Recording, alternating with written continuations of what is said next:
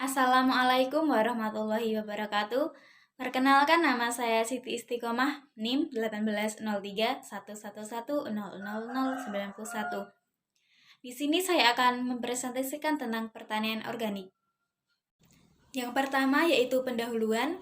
Latar belakangnya, memasuki abad ke-21, masyarakat dunia mulai sadar bahaya yang ditimbulkan oleh pemakaian bahan kimia sintetis dalam pertanian.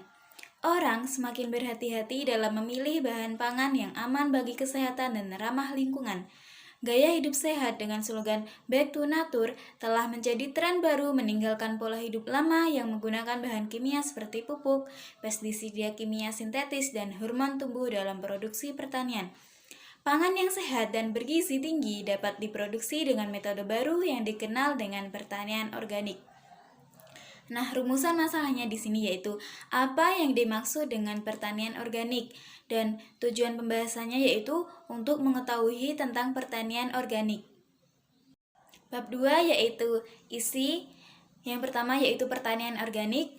Pertanian organik merupakan bentuk dari sistem pertanian berkelanjutan, dengan konsep utamanya adalah mewujudkan kebutuhan saat ini. Pertanian organik adalah teknik budidaya pertanian yang mengandalkan bahan-bahan alami tanpa menggunakan bahan-bahan kimia sintetis. Tujuan utama pertanian organik adalah menyediakan produk-produk pertanian, terutama bahan pangan yang aman bagi kesehatan produsen dan konsumen, serta tidak merusak lingkungan. Ciri utama pertanian organik adalah menggunakan varietas lokal, pupuk, dan pestisida organik dengan tujuan menjaga dan melestarikan lingkungan. Standar Nasional Indonesia atau biasa disebut dengan SNI tentang Sistem Pangan Organik 2002 menyatakan organik adalah istilah pelabelan yang menyatakan bahwa suatu produk telah diproduksi sesuai dengan standar sistem pangan organik dan disertifikasi oleh Lembaga Sertifikasi Organik atau LSO yang telah diakreditasi oleh Komite Akreditasi Nasional atau disebut dengan KAN. Menurut Margolang et al. 2015 tentang penerapan sistem pertanian organik mampu memperbaiki karakteristik sifat fisik dan biologi tanah, tetapi belum mampu memperbaiki sifat kimia tanah. Karakteristik sifat fisik tanah yang mampu diperbaiki dengan penerapan sistem pertanian organik yaitu warna tanah menjadi kehitaman, yang kedua menurunkan bulk density tanah, yang ketiga meningkatkan total ruang pori tanah, dan yang terakhir meningkatkan permeabilitas tanah dari kriteria agak lembut menjadi sedang. Sedangkan untuk infiltrasi tanah belum mampu ditingkatkan dengan penerapan sistem pertanian organik. Penerapan sistem pertanian organik belum mampu memperbaiki karakteristik sifat kimia tanah yaitu pH tanah, C organik tanah, N total tanah, dan P tersedia tanah masih memiliki kriteria yang sama dengan penerapan pertanian konvensional.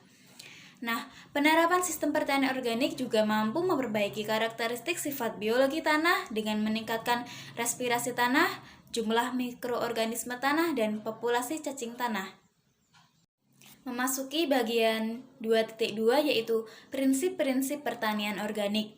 Prinsip-prinsip pertanian organik ini menjadi dasar dalam penumbuhan dan pengembangan pertanian organik. Menurut IFOAM 2008, prinsip-prinsip pertanian organik adalah yaitu yang pertama prinsip kesehatan. Pertanian organik harus melestarikan dan meningkatkan kesehatan tanah, tanaman, hewan, manusia, dan bumi sebagai satu kesatuan dan tak terpisahkan. Yang kedua yaitu ada prinsip ekologi, yaitu pertanian organik harus didasarkan pada sistem dan siklus ekologi kehidupan, bekerja, meniru, dan berusaha memelihara sistem dan siklus ekologi kehidupan. Prinsip ekologi meletakkan pertanian organik dalam sistem ekologi kehidupan, yang bahwa produksi didasarkan pada proses dan daur ulang ekologis. Siklus-siklus ini bersifat universal, tetapi pengoperasiannya bersifat spesifik lokal. Yang ketiga yaitu ada prinsip keadilan. Pertanian organik harus membangun hubungan yang mampu menjamin keadilan terkait dengan lingkungan dan kesempatan hidup bersama. Dan yang terakhir yaitu ada prinsip perlindungan. Pertanian organik harus dikelola secara hati-hati dan bertanggung jawab untuk melindungi kesehatan dan kesejahteraan generasi sekarang dan mendatang, serta lingkungan hidup. 2.3 Pertanian organik sebagai sistem pertanian berkelanjutan. Konservasi merupakan faktor yang penting dalam pertanian berwawasan lingkungan.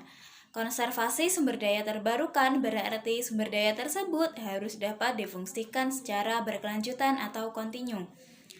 Pertanian ramah lingkungan yang salah satunya adalah dengan menerapkan pertanian organik merupakan upaya untuk memfungsikan sumber daya secara berkelanjutan. Pertanian organik jika dilakukan dengan tepat akan mengurangi biaya input termasuk pupuk dan pestisida. Secara dramatis akan meningkatkan kesehatan petani dan kesuburan tanah secara alami. Selanjutnya poin 2.4 yaitu permasalahan pengembangan pertanian organik. Kendala-kendala dalam pengembangan pertanian organik yang bersifat makro antara lain pasar dan kondisi iklim. Nah, yang kedua yaitu ada kendala yang bersifat mikro, yaitu kendala yang dijumpai di tingkat usaha tani, khususnya petani kecil, seperti petani belum banyak yang berminat untuk bertani organik, kurangnya pemahaman para petani terhadap sistem pertanian organik. Organisasi di tingkat petani merupakan kunci penting dalam budidaya pertanian organik. Hal ini terkait dengan masalah penyuluhan dan sertifikasi, serta kemitraan petani dan pengusaha. Upaya membentuk hubungan kemitraan antara petani dan pengusaha masih belum memberikan hasil seperti yang diharapkan petani. Hal ini dipaparkan menurut Mayrawani tahun 2012. Bab yang terakhir yaitu bab penutup. Yang pertama ada kesimpulan. Kesimpulannya yaitu pertanian organik adalah suatu sistem produksi pertanian yang berasaskan pada daur ulang secara hayati. Pertanian organik juga merupakan kegiatan bercocok tanam yang ramah lingkungan dengan meminimalkan dampak negatif yang ditimbulkan bagi lingkungan sekitar.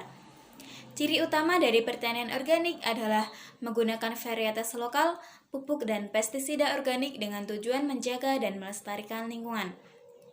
Untuk sarannya, sebaiknya dalam penulisan lebih teliti, mudah dibaca, serta mudah dipahami oleh pembaca. Selain itu, perlunya pengetahuan lebih menyeluruh mengenai pertanian organik.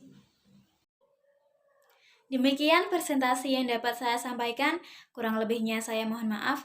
Terima kasih. Wassalamualaikum warahmatullahi wabarakatuh.